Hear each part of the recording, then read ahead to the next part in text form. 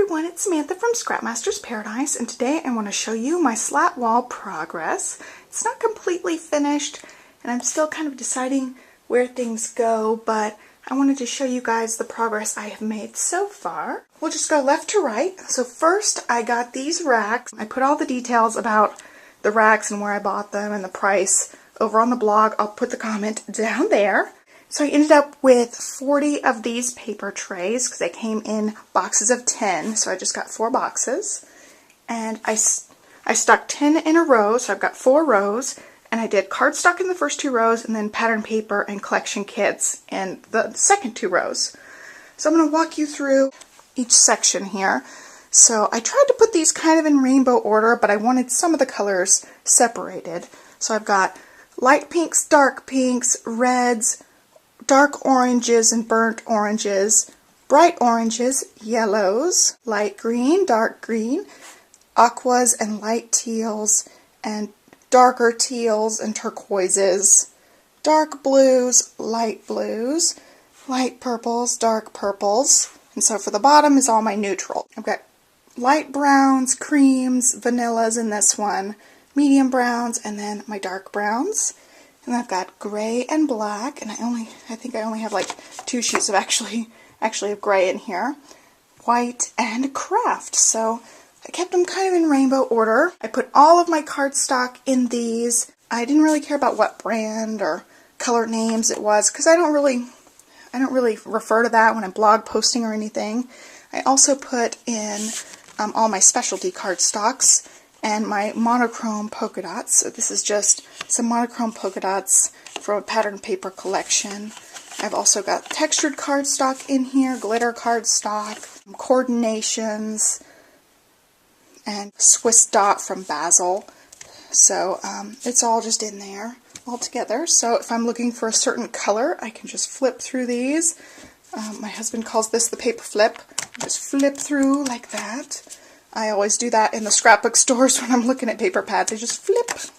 So I love being able to just grab things. I hope this works really well for me.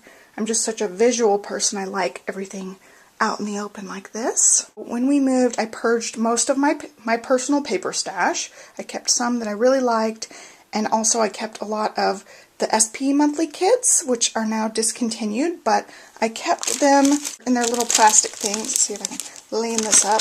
And I just cut off that sticky strip from the top so I can just pick up the collection.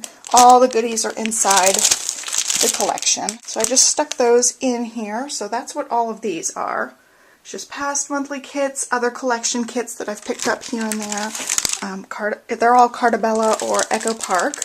Those are my 2 favorites right now. So that's what all of this side is right now, and also the top of here. And for the rough and tumble, I just didn't have the plastic thing. I just put it all in there. I think the garbage people are pulling up, so it might get loud. Alright, so then all of this is loose pattern paper here, these last few sections. So I've got neutrals in this one. It's just light browns, dark browns, not very many neutrals. I've got specialty papers. They're all lacy pattern papers in here. I've got Valentine's Day, so I had a few really pretty Valentine's Day papers. This one is summer. I've just got some from Paradise Beach from Echo Park. I've got Christmas, and you can see most of my paper is either Christmas or in this section. These are vintagey style papers, newsprints. I have a lot of my Mind's Eye papers in this one. Also, this last one is Brights, so the majority of my paper is either Brights or Christmas. And I like the collection kits. I can just scan here and decide which kit to pull out or which pattern paper stack to look through.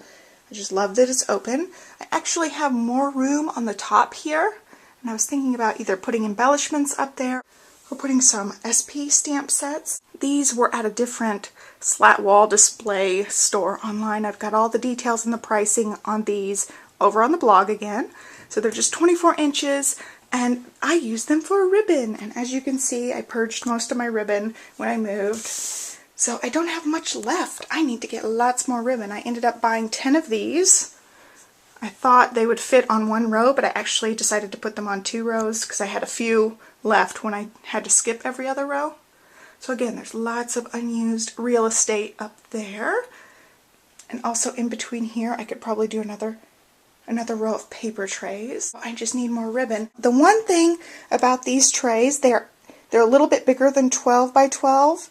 They go about 12 and a quarter, and then lengthwise this way they go about 12 and a half. And that's great for most pattern papers because they've got the little tabby thing on them. I'm telling you what brand and stuff. But some of them don't fit, like the ones from My Mind's Eye that have the huge tab. So this one doesn't actually fit in the holders. They kind of stick out a little bit. They're like 1/8 to 1/4 of an inch too big for these.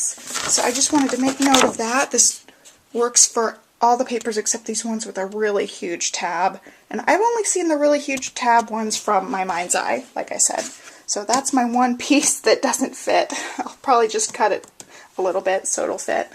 Alright, so the ribbon racks are about 4 inches deep this way. They're about 4.5 inches. And they don't hold the very largest spools from Stampin' Up. They hold these ones that the grosgrain, the 1/4 inch grosgrain comes in, and they fit just fine. But there's some ones that were some in colors for some taffeta ribbon before, and they don't fit. So I've got a couple of ribbons somewhere else I'll show you. Alright, so I was reorganizing, and right now this stuff has been displaced, but this is my ribbon rack I used before. This holds duplicate spools of ribbon. If I really like a ribbon, I'll buy 2 or 3 of the same roll, and a lot of it's on here. So here are some of the in-color taffeta ribbons that didn't fit. These spools are like 5 inches wide, and they just didn't fit in the holder. Also, I'll show you, but these tiny American Crafts ones also didn't fit. They fell through some of the cracks. You can see in this one, there's a big gap in between right here on these racks. So the little ones just fell right through. Alright, moving on to this. I bought these 4-inch hooks. I just hung things on these. I've got thickers going up in 3 rows. I thought they fit really nicely. And I've got some other alphabets here. They're mini alphabet sets and a basic gray. I liked those. And then I've got all sorts of little enamel dots and gems and brads and rhinestones in this stack. And this part's one of my favorite parts. This is the twine, and they fit so nicely on these 4-inch hooks. You can just pull off the roll of twine that you want, stick it back on there, and I purged a lot of my twine when I moved to, so I'm hoping to buy lots and lots of colors. I like the Twinery twine and the Whisker Graphics twine, so I plan on running that up a little bit higher since I've got lots of room up there. I'll just start collecting those again. And then I've got these bins. These little pink bins are from IKEA. They actually fit on the Beigel rails, but I noticed that they have a little lip on them that made them fit inside the Slatwall too. And I actually had to force these in because they only work if you slide them in the side. And as you can see, we went right up against the other wall, so there's no room for me to slide the little bin in. If you have your slat wall where the edges are showing, then these ones would fit perfectly. They just slide right in. I've got my Smooch accent inks and my glitters in here. I just can look through them if I want. And this one I've got spray mists and stickles. In this bin I've got Spica glitter pens, white gel pens, an aqua painter, some paint markers, and I put some journaling pins in here sometimes too. Right now they're on my desk. This one has washi tape. It's just all piled in there. And then the last one, I've got my heating tool, so it's just easy to grab.